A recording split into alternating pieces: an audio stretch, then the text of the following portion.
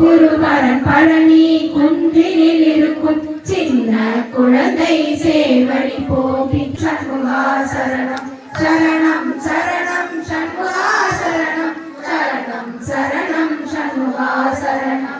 வள்ளிமலை ஸ்ரீ சச்சிதானந்த சுவாமிகளுடைய வம்சாவழியில் வந்த பேரன் வெங்கட்ராமன் ஐயாவுடைய ஆசீர்வாதம் சஷ்டி முடிந்த உடனே கிடைச்சதுங்க. வீடியோ பதிவு வந்திருக்கு, மறக்காம பாருங்க.